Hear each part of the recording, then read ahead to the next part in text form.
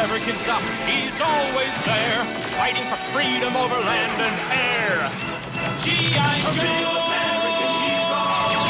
G.I. Joe is there! G.I. Joe is the code name for America's daring, highly trained Special Mission Force. Its purpose? To defend human freedom against Cobra, a ruthless terrorist organization determined to rule the world. He never gives up, he'll stay till the fight's won. G.I. Joe will dare, G.I. Joe. Hello everyone, good morning, Mac here. Welcome back to the show. Welcome to Saturday Morning Cartoons.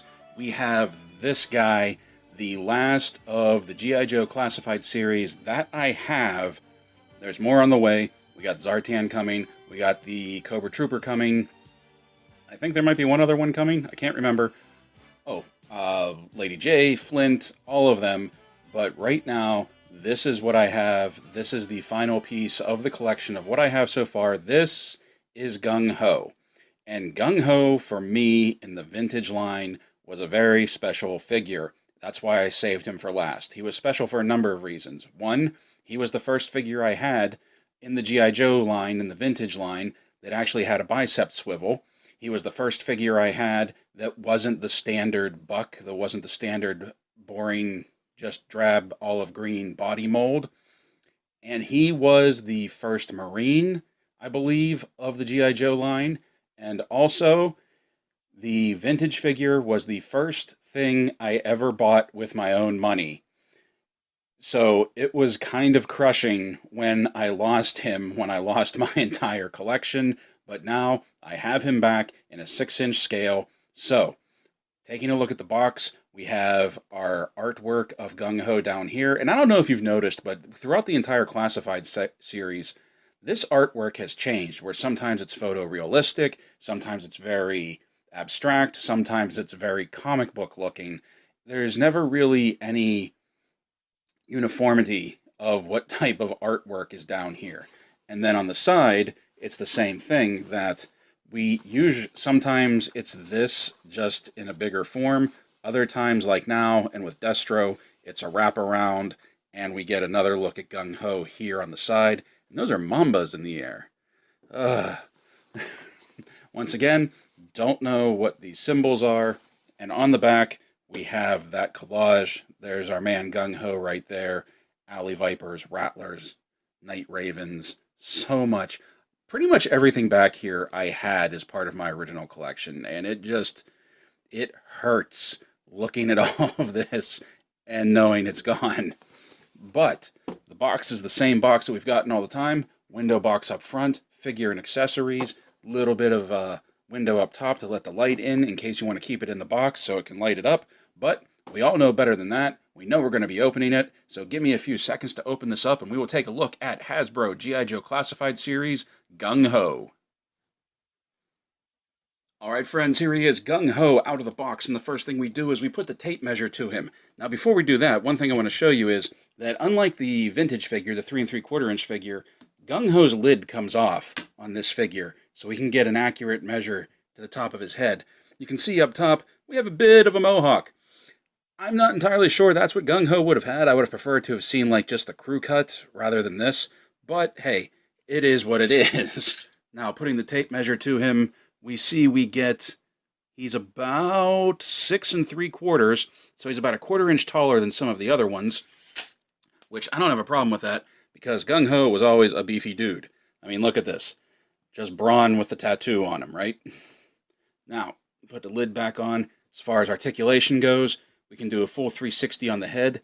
He can look down. He can look up. It's kind of hard to move him with the hat on. But there we go. His arms come out to the sides. He has a full rotation in the shoulders. He has a butterfly hinge in there. It's hidden underneath his vest. Double jointed elbows.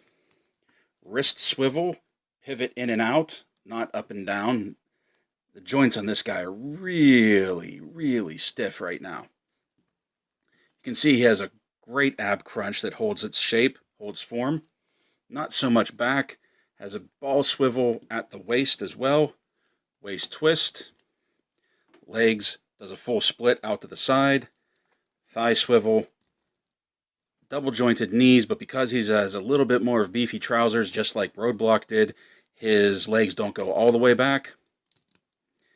Boot cut, ankle rock, and pivot side to side. So basically everything that we've gotten with every other Joe up to this point. Now, taking a look at him, you can see the shin armor down here. It is the darker gunmetal colored armor. It's the same color as some of the repaints of Scarlet, Duke, and Roadblock that came out. Rather than having the gold with the red piping, it's just gunmetal. And if you get the new redecoed Roadblock, Scarlet, and Duke, it'll all be uniform. But like I said, the only redeco I'm really interested in getting is Scarlet, and we'll take a look at her if I get my hands on her. Now, he's very...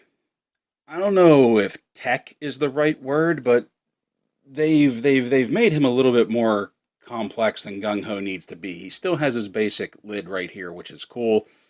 He has this thing on his wrist, which I'm not entirely sure what that is even supposed to be. Quite honestly, whenever you put his guns in his hand, and we'll take a look at those in a second. Oops. We'll take a look at those in a second, but whenever you put a gun in his hand, this really just gets in the way. He has this elbow pad here that keeps on sliding, and once again, it really just gets in the way. So once this is over, I have a feeling I'm going to be taking this off, I'm going to be taking the elbow pad off, and Gung Ho's just going to be bare-armed. Also, his vest. His vest in the original figure was just like a denim vest. It was just like a jean jacket that he cut the sleeves off of. It looks really cool.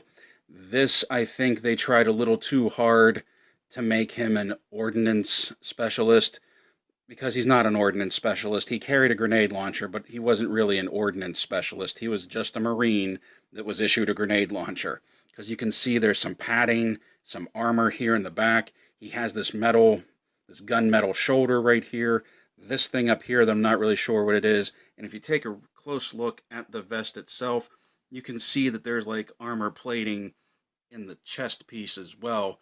Sort of like maybe it's a flak vest or supposed to be a blast vest. I'm not entirely sure. But they made him a little more complicated than what he needed to be. He's just supposed to be a Marine. He has this pouch of grenades on the side here, which I like. But truthfully, these look like they might be flashbangs or smoke grenades. They don't look like frags. And he has his standard camo pants, which I think that's what he had on the vintage line. The vintage figure was the camo pants. He just had his boots. Out of all of the figures to come with knives, I am amazed that the Marine didn't come with a knife. The Marine doesn't come with his K-bar. That's weird to me.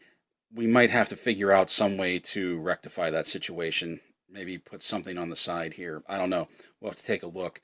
And I'm noticing his ab crunch, even though it holds when you bend him, it's really loose when you're trying to stand him up.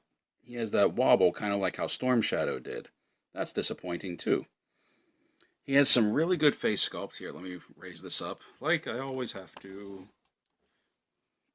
Let's pop this off. He has some really good face sculpt. I like this. They didn't try to make him look too pretty, not like they did with Duke. He's just a guy in the trenches, and I love that. I always loved that about Gung Ho. I think there was 2 or 3 different versions of him in the original vintage line. He's Creole, I believe, if I remember his file card right. But let's set him back. He does come with some accessories. And just like I said with... Well, first of all, let's just take a look at this. He has his backpack, which that was something else that I liked in the original vintage line. When I got Gung Ho, he was the first guy that came with an actual backpack. Like some of the other Joes came with backpacks, but they were real small. I wouldn't even call it a backpack. They didn't look like they would hold anything. He was the first one that had a decent-sized backpack. Even had a sleeping bag, I think, rolled across the top. This is the top. Whoops. Even had a sleeping bag rolled across the top. Where is it? It's hard to tell. No, I think that's the top. And you see these slits right here, these grooves. That actually is for holding some of his artillery, some of the weapons that he comes with, because he comes with 3 weapons. First, he has this. a bullpup rifle that he never used in any incarnation of his figure. But also, if you look at that, it's a laser gun.